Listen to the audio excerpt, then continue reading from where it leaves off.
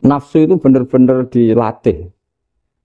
Maka masyhur dalam cerita ada orang perang sama Ali radhiyallahu anhu.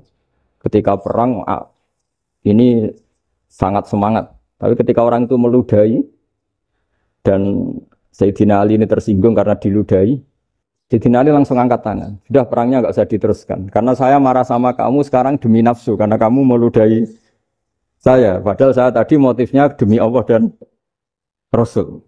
Jadi sangat tipis bedanya kita emosi karena diri kita dan emosi karena Allah dan Rasul. Sehingga ketika diludahin ini terus beliau mikir jangan-jangan perang saya karena saya diludahin. Nah yang hilang dari peradaban modern adalah Allah itu tidak begitu hadir di hati kita. Saya sering cerita di mana-mana, teks hadis itu sebenarnya berbunyi gini, ini hadis sahih. Mangka na yu'minu billahi wal yaumil akhir fal yukrim jarohu. Ada yang fal yukrim jarohu doifahu, ada yang fal yakul khairan aw yasmut. Siapa yang iman dengan Allah dan Rasul maka harus memuliakan tetangganya, memuliakan tamunya. Dulu itu ada seorang ulama dipanggil anak muda, dibully dari sekarang. Wahai kiai, datang ke rumah saya. Datang kiai itu. Setelah sampai ke rumah orang itu, silakan kiai kembali ke rumahnya. Saya tidak butuh kiai. Kiai itu dengan riang kembali. Setelah di rumah dipanggil lagi. Pak Yai, silakan datang ke rumah saya. Datang lagi. Ya senyum-senyum kiainya santai. Wah, nggak jadi butuh Pak Yai. Silakan kembali lagi. Sampai 3 kali. Oh itu kalau rektor digitukan marah itu. Dosen marah. Kiainya santai. Santai, senyum-senyum, rileks. Ketika ditanya, kenapa Pak Yai tidak tersinggung? Jawabannya unik. Anak muda, saya ini senang sekali nuruti perintah Allah, disuruh menghormati tetangga. Sehingga ketika Anda manggil, ya saya datang. Ketika Anda nyuruh pulang, ya saya pulang. Saya senang sekali nyenangkan tonggo. Dan itu perintah Allah, jadi tidak ada hubungannya dengan kamu. Wah, pemudanya nangis minta dimaafin. Kalau kita kan enggak, kita ini dosen, kiai, mungkin kita doktor, mungkin kita profesor. Tapi kita ini sering didikte oleh orang bodoh. Kalau orang bodoh itu jengkel, lo kita ya jengkel. Lo kamu jengkel, dijengkelkan orang bodoh itu namanya terdikte. Itu bodoh apa pinter? Oh itu tidak pinter sama sekali. Kalau betul-betul kamu pinter, hanya bisa didikte oleh Allah Subhanahu wa Ta'ala. Jadi antara hukum Allah apa? Wa ahsin man asa'a ilaika. Berbuatlah baik sama orang yang berbuat buruk sama Anda. Itu dikteannya Allah. Kalau dikteannya orang-orang bodoh, kayak dimangkel ben mangkel. Terus kamu mangkel. Itu bodoh apa pinter? Nah, problem kita kekinian adalah wong pinter, wong bodoh. Itu bodoh-bodoh bisa didikte oleh sekelilingnya. Terus karuan wataknya perempuan seperti itu. Wataknya anak-anak seperti itu. Kita didikte. Anak-anak jengkelin kita mangkel. Berarti kita didikte oleh orang bodoh. Makanya agama itu unik. Kadang ngendikan wa ahsin man asa'a ilaika. Kadang wasil man qata'aka. Sambunglah orang yang memutus kamu. Karena dengan demikian kita hanya didikte oleh Allah Subhanahu wa Ta'ala. Bukan didikte oleh hukum sosial. Cara Jawane nak ngapiki tangga sing apik akeh tunggale. Berbuat baik sama yang berbuat baik pada kita itu mbok orang fasik ya seperti itu, maling ya seperti itu, sama. Tapi kalau berbuat baik sama orang yang berbuat jelek sama kamu itu baru luar biasa. Dan memang teksnya hadis wa ahsin man asa'a ilaika. Berbuat baiklah sama orang berbuat buruk sama kamu. Jadi enggak boleh orang didikte. Makanya ngaji di sini diantaranya saya akan cerita dalam sebuah hadis sahih, dalam hadis hasan yang diriwayatkan Imam Tirmidzi ada kalimat dari Rasulullah sallallahu alaihi wasallam. Dawe Nabi, la takunu imma'atan, taquluna in ahsanan nasu ahsanna, wa in zolamu zolamna. Walakin watti'u anfusakum in ahsanan nasu antuhsinu, wa in asa'u Allah tazlimu. Kamu jangan jadi orang yang mudah diombang-ambingkan oleh orang sekeliling kamu. Yaitu kamu mengatakan, jika orang baik ke saya akan baik, jika orang buruk ke saya juga akan membalas buruk. Itu namanya Anda didikte. Tapi berkomitmenlah kamu akan berbuat baik meskipun orang lain berbuat buruk. Nah sekarang logika sosialnya begini. Kalau di Indonesia itu ada 1000 kiai, ada 1000 profesor yang ingin membenahi Indonesia. Rata-rata orang awam itu semau gue. Terus mereka mendikte kita. perilakunya nggak simpatik, perilakunya jengkelin. Terus 1000 profesor ini ikut jengkel. Itu kira-kira jadi solusi apa goblok bareng? Sama 1000 kiai ini ikut jengkel. Ini jadi solusi apa goblok bareng? Goblok bareng. Nah problem sekarang kita ini biasa didikte orang bodoh. Nah makanya ciri khas orang muslim itu kata Nabi mangkana yu'minu billahi wal yaumil akhir.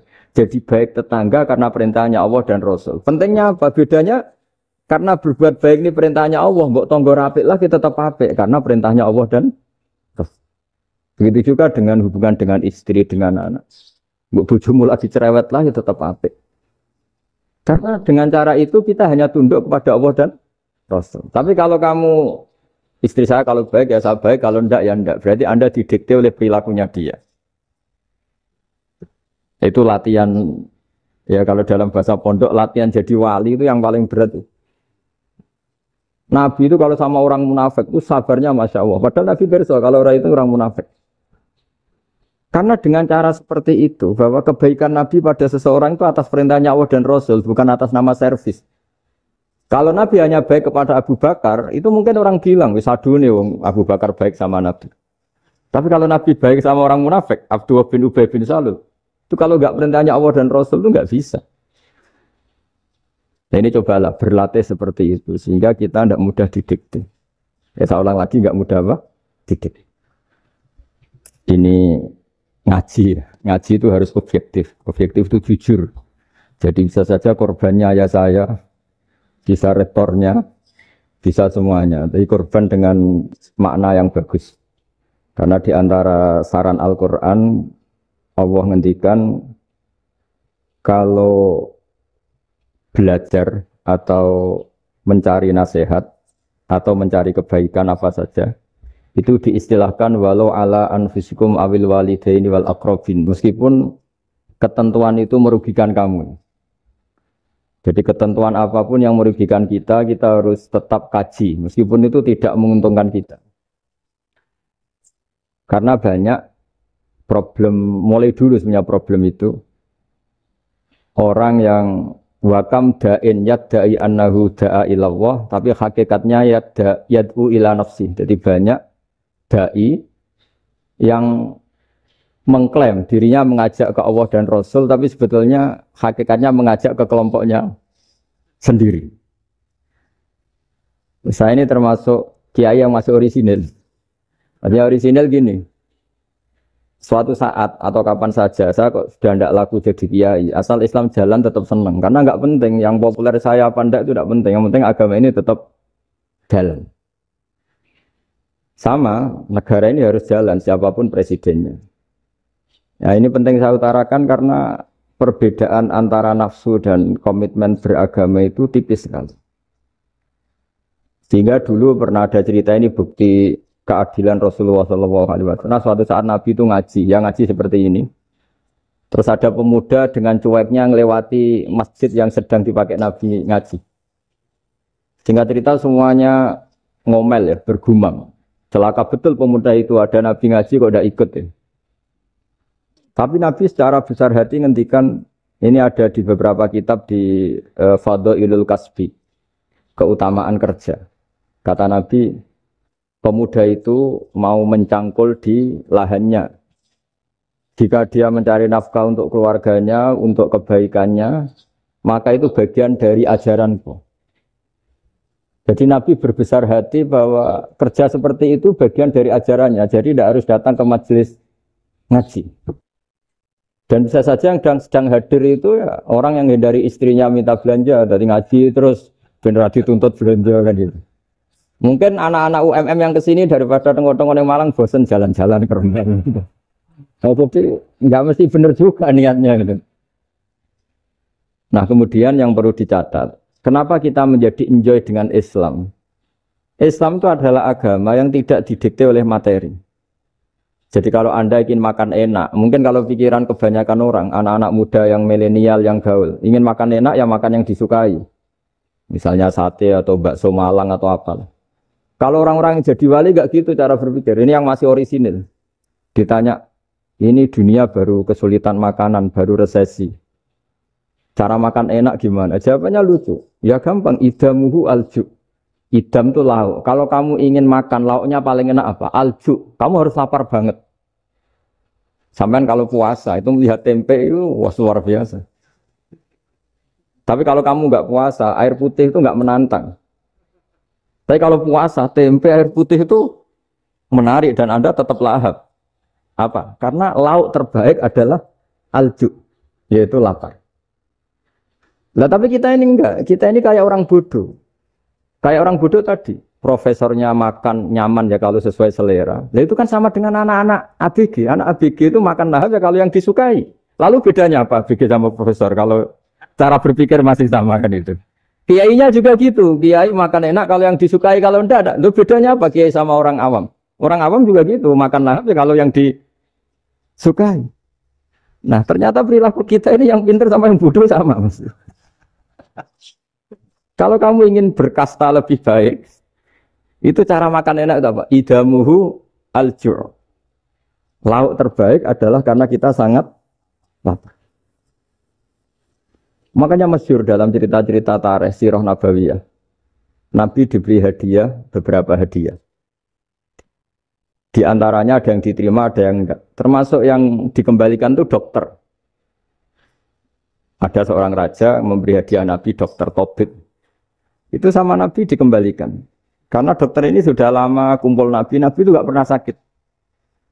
Akhirnya dokter ini putus asa, ini nggak perlu diobatin.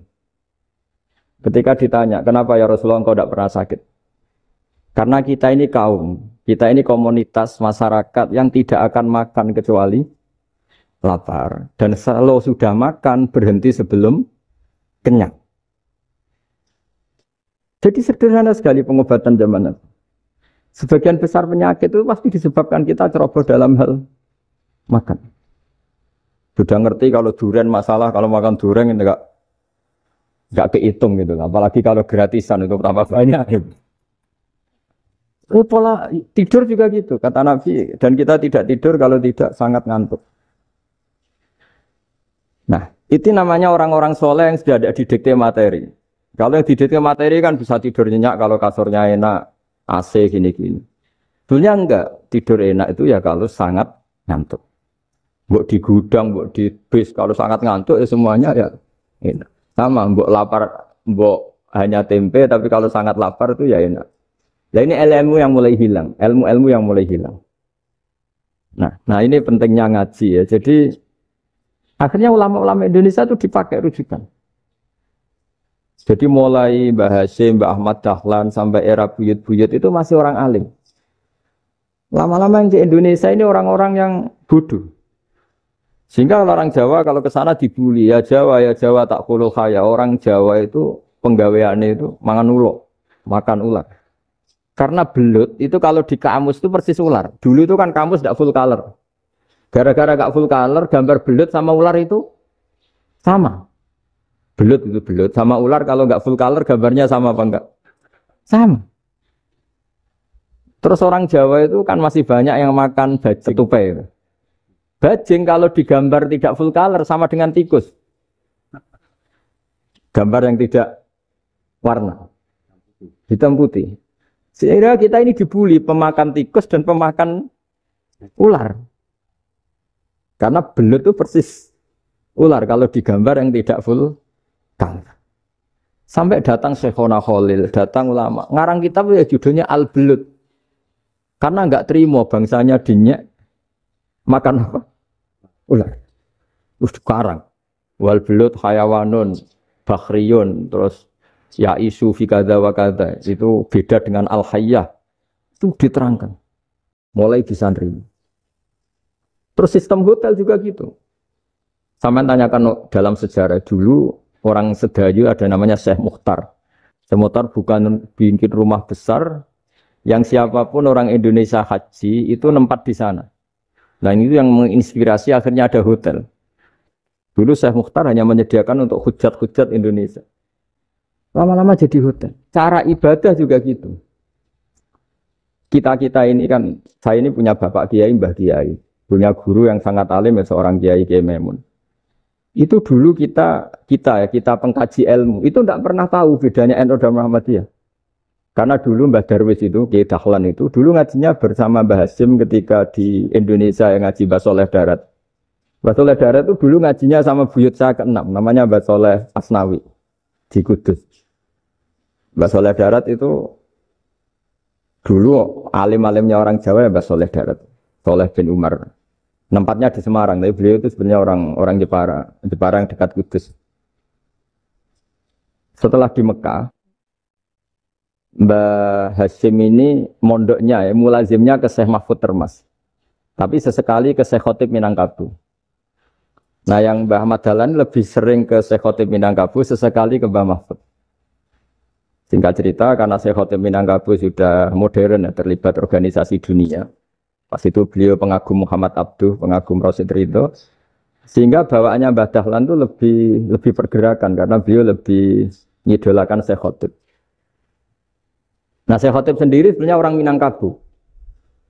Jadi beliau namanya Muhammad saja sebetulnya. Jadi menantunya orang Arab. Oh itu dicibir mertuanya ini, karena punya mantu orang Jawa, orang ndak Arab. Singkat cerita terus, di mertuanya bilang gini, kamu jangan pernah bilang kalau orang Arab itu mansa kanal Arab, orang yang bertempat di Arab. Walakin mantakallama bi arabiyyin fasihin, tapi orang bisa ngomong Arab secara fasih.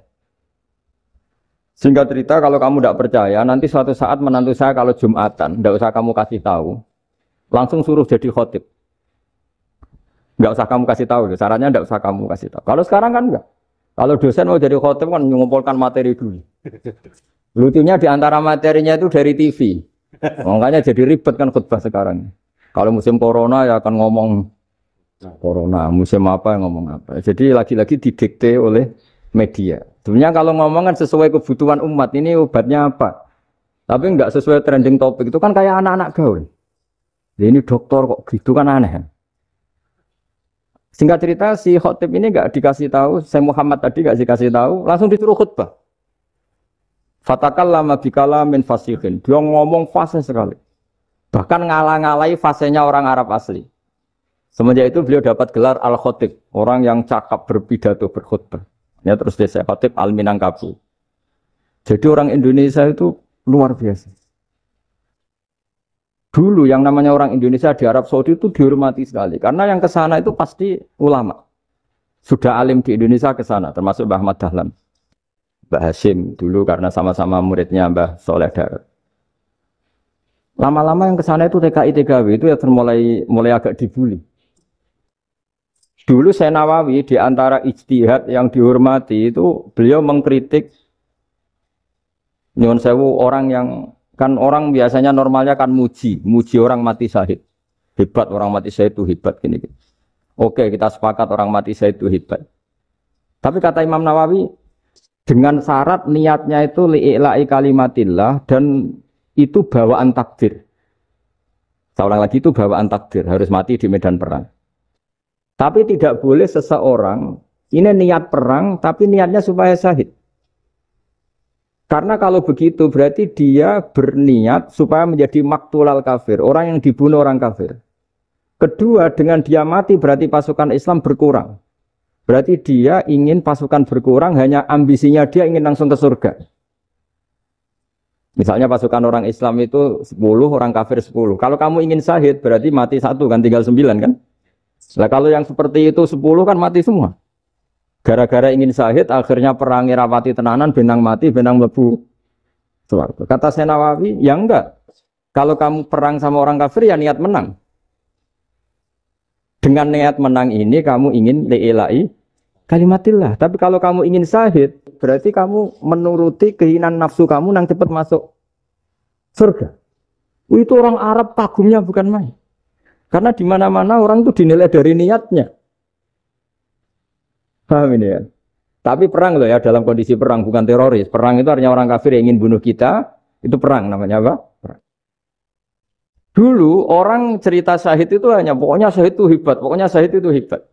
Syahid di medan perang itu hebat, pokoknya syahid di medan perang hebat. Tapi ketika Syekh Nawawi memberi penjelasan ilmiah, Jika kamu perang ingin cepat mati, ingin cepat syahid, artinya ini untuk pemenuhan diri kamu karena kamu bayangkan langsung masuk surga. Kamu lupa bahwa dengan kamu dibunuh kekuatan Islam berkurang.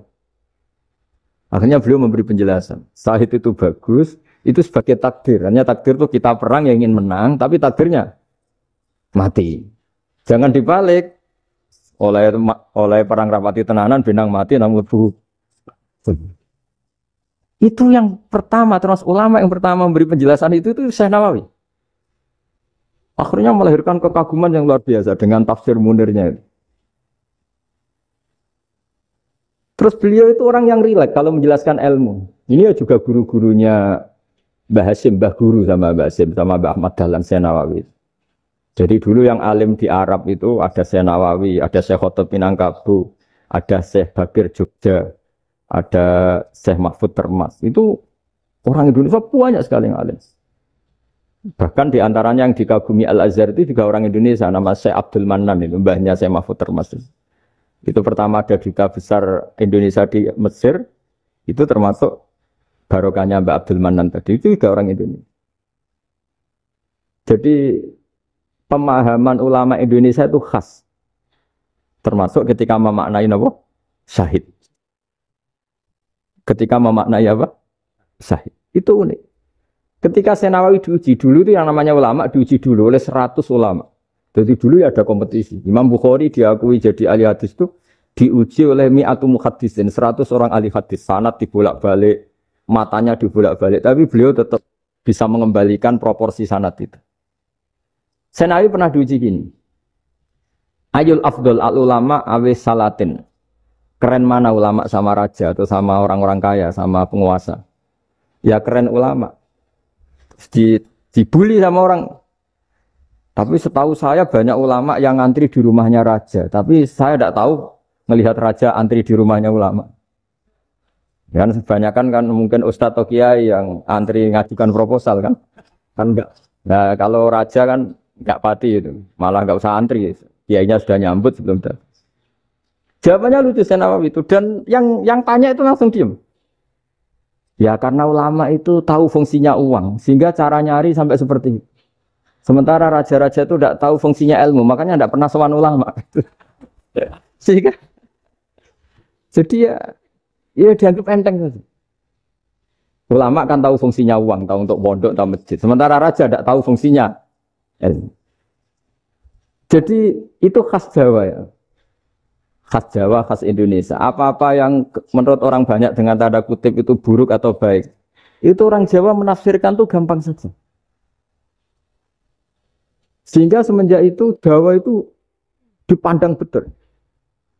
Saya punya kitab namanya Qadhayal Haji wal Umrah. Itu terbitan Hayatul Ulya Arab Saudi, milik Wahabi. Itu diantara fatwa yang dipakai untuk solusi muskilatul haji, problem-problem haji kekinian. Itu fatwanya syekh-syekh yang dari Indonesia. Termasuk Syekh Khotib Minangkabau, Syekh Nawawi Banten, Syekh Bakir Nur Jogja. Misalnya begini, dalam fatwa-fatwa yang menyulitkan kita ya, sampai sekarang jadi perdebatan. Ketika Sofa dan Marwah itu dengan batas tertentu, saya ulang lagi dengan batas tertentu. Mau tidak mau atas nama kebutuhan, itu kan butuh perluasan. Karena kalau naik turun itu mudah disepakati ulama. Jadi misalnya gini ya, saya punya tanah seluas ini. Pasti orang akan mengatakan sampai bawah ya tanah saya, sampai atas tanah saya.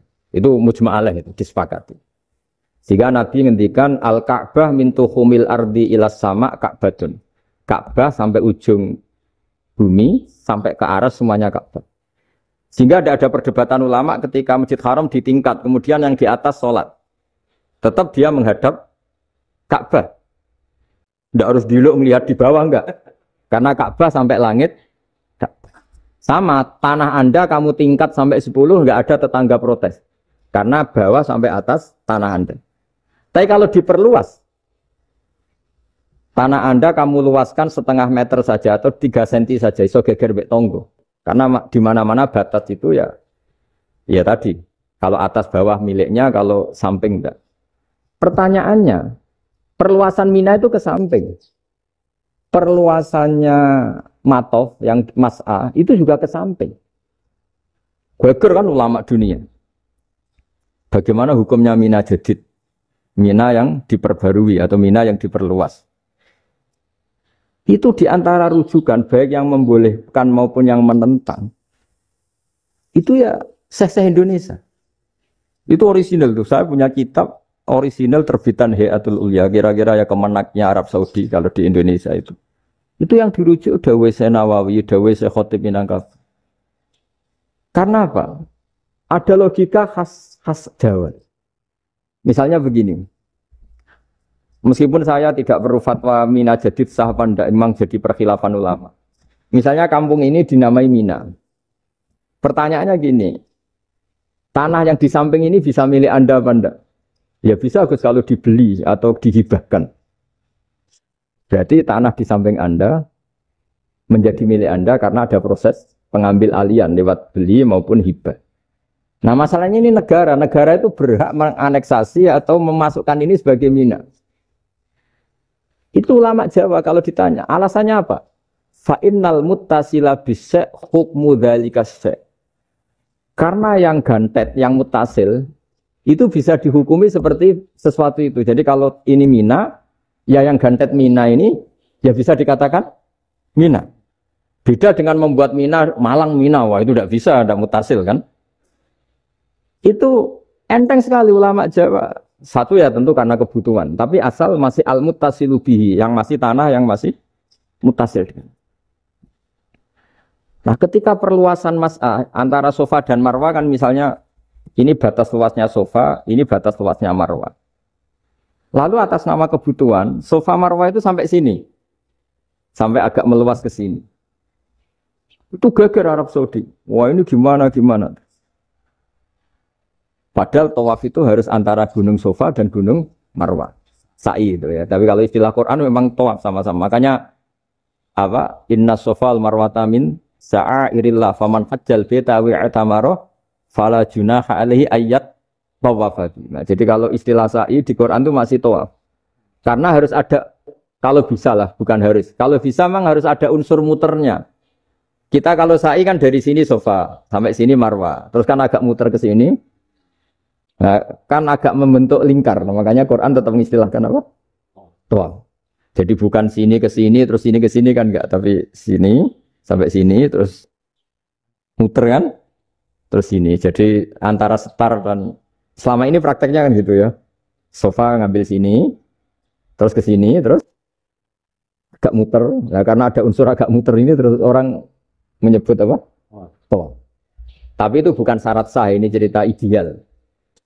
Saya ulang lagi ya. Gunung Sofa itu puncaknya atau pucuknya kalau dalam bahasa Jawa itu ya hanya segini, ini sampai sini. Nah, kelompok Islam yang fikih keras nggak boleh diperluas karena Allah memilih tempat ini itu spesial, jadi nggak boleh ke yang lain.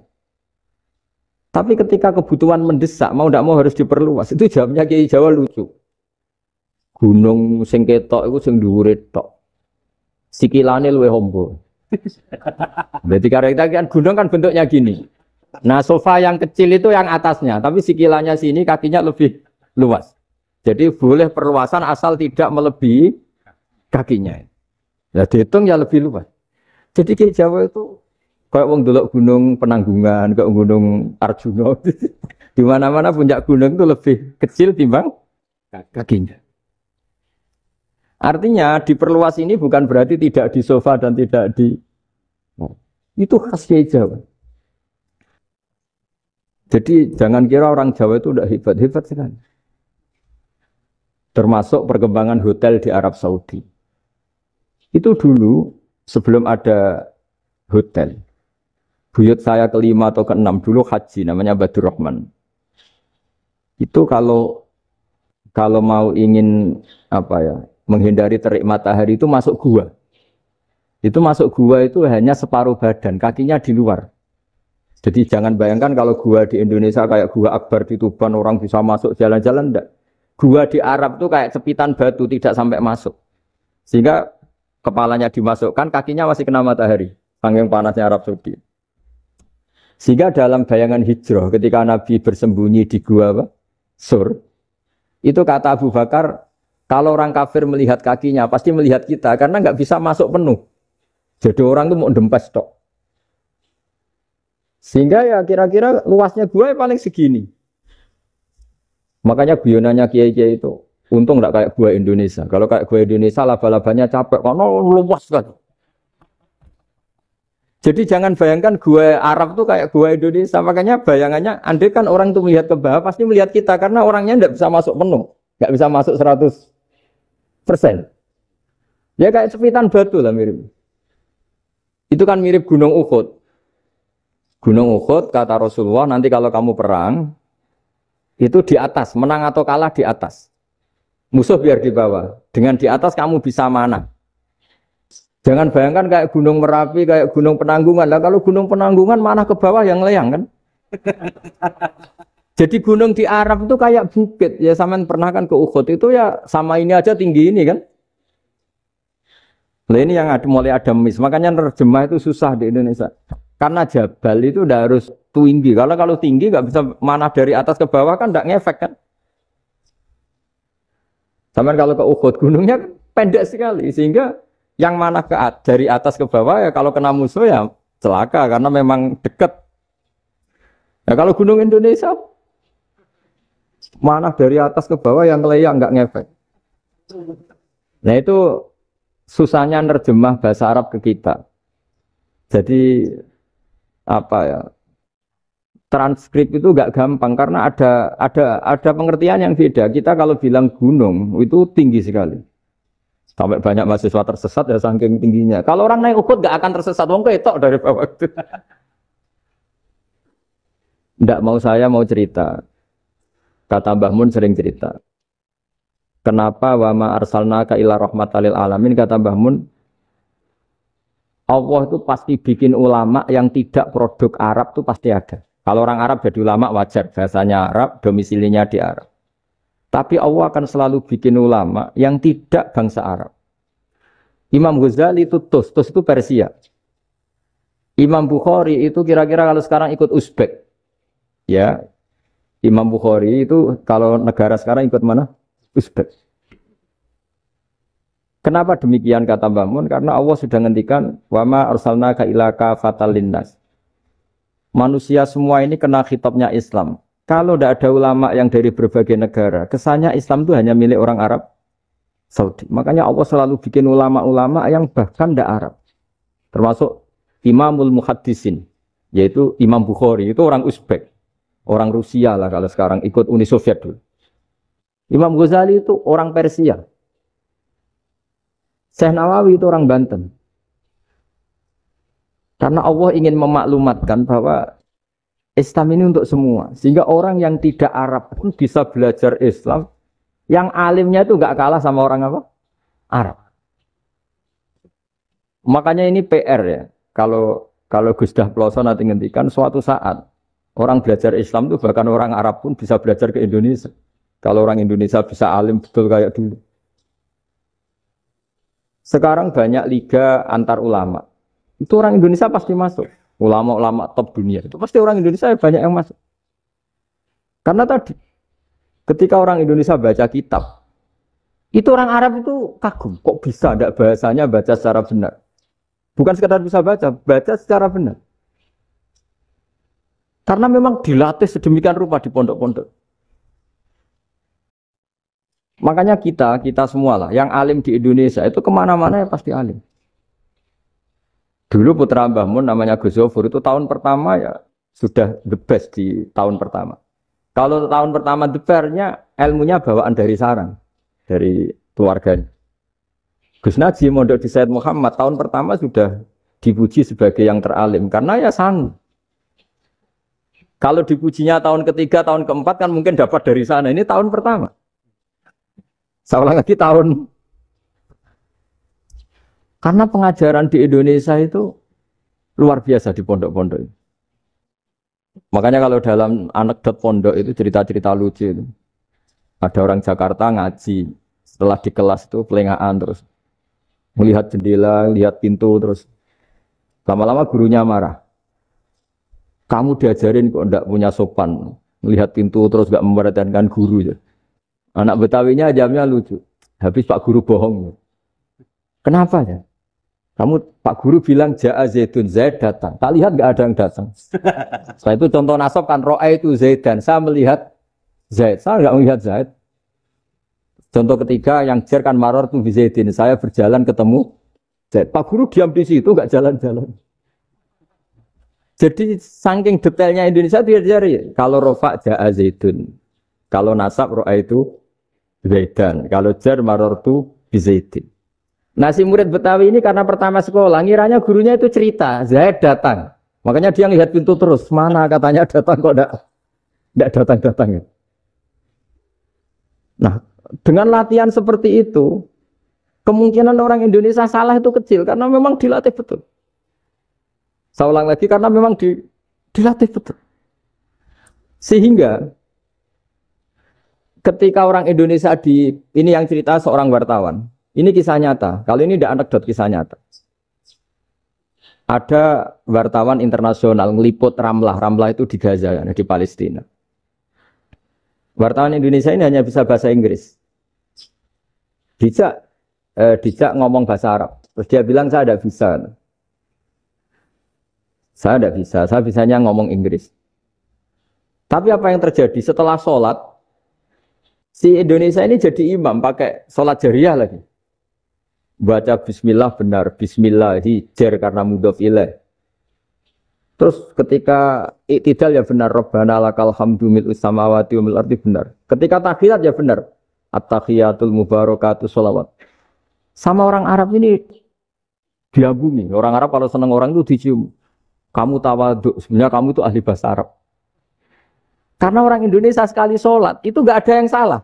Meskipun benarnya karena hafalan, tapi bagi yang ahli nahwu itu hebat. Misalnya kita kalau ngapalkan kan bismillahi, bismijar karena ba, Allah hijar karena mudhof ilaih, ar-Rahman hijar karena sifat, ar-Rahim karena sifat. Alhamdu rofa karena mubtada, lillahi jar karena ada huruf jarli, Rabbi jar karena sifat. Sebetulnya tidak karena pinter, tapi karena hafalan. Tapi orang Indonesia hebatnya itu benar terus. Rabbana lakal hamdu. Ya kan, alhamdu rofa, terus mil'us samawati ya rofa karena sifat. Sehingga terus orang Indonesia kalau sholat di Timur Tengah itu dipuji. Karena makhrajnya ya benar, rofa nasabnya juga benar. Nah itu di negara lain tidak ada yang kayak Indonesia. Orang Cina itu sering bikin marah orang-orang Arab. Karena kalau dongo itu nggak fasih kayak orang Indonesia. Orang Indonesia kalau dongo ya Allahumma, Allahumma, tohir, qalbi. Orang Cina, ini yang jadi guyon di Arab. Allahumma, Allahumma, tahir, qalbi. Itu kan bedanya jauh. Itu orang Arab pertama membiarin. Lama-lama kalbun entak gitu. Maksudnya asu-asumu gitu. Karena dia bilangnya qaf itu kaf. Jadi kalau Allahumma do Allah tohir, kalau aturi nyucekno panjenengan kalbi ing asu ingsun kan. Tapi kalau qalbi itu ati ingsun, tapi kalau kalbi anjing ingsun. Bedanya qaf sama kaf. Ana arah-arahnya kalbun entak. Asu-asumu. Maksudnya kan. Tapi padahal orang Cina itu bareng dilihat tagnya ya pakai qaf. Orang Indonesia enggak, mulai kecil dilatih, sak fase-fase. Sampai ya sulit betul latihan Fatihah itu. Kalau di Kudus malah sampai 3 bulan Fatihah. Sampai at-tahiyyatu, kurang bersih. At-tahiyyat sampai gitu. Sampai ada cerita itu orang dipanggil maftuhin itu enggak melengak, harus maftuhin. Baru melengak. Tapi barokahnya itu, orang Indonesia kalau dongo memang benar-benar Allahumma tohir qalbi. Ya Allah sucikan hati kami, bukan tahir qalbi. Karena sekali jadi kaf itu maknanya anjing saya. Ya Allah sucikan anjing. Jadi ini orang Indonesia. Jadi kata Mbah Mun, dawe Mbah Mun, illaka fatal linnas, bahwa agama ini milik semuanya. Itu diantara bukti Allah menghendaki atau mendesain Islam seperti ini. orang yang belajar di Indonesia itu pengetahuannya Islam, pengetahuannya tentang Islam itu tidak kalah sama yang belajar di Al-Azhar, sama yang belajar di Arab Saudi. Makanya ini PR-nya UMM, PR-nya IAIN, PR-nya UIN. Bisa enggak sealim mereka dalam bahasa Arab? Nah, bahasa Arabnya man anta, ana zaidun. Jangan sampai, karena kita di sana ini kadang dibully. Orang Arab tuh kalau bully kita, sampai tak kasih cerita. Oh, itu ngawurnya Masya Allah. Kata dia, ada anak orang Indonesia haji. Si anaknya orang Indonesia dijotos sama anaknya orang Arab. Dijotos, dipukul. Singkat cerita terus si orang Indonesia enggak terima, anaknya yang orang Arab dipukul. Yang balas bapaknya. Orang Arab tanya, lima ada dorobta ibni, kenapa kamu mukul anak saya? Itu orang Indonesia bahasa, wah anakku tidak. Jadi hanya bilang gitu. Artinya anak saya dihada ya maka tak ada. Arabnya gitu. Anak saya dipukul maka saya balas mukul. Itu orang Arab mantuk oh gitu. Paham?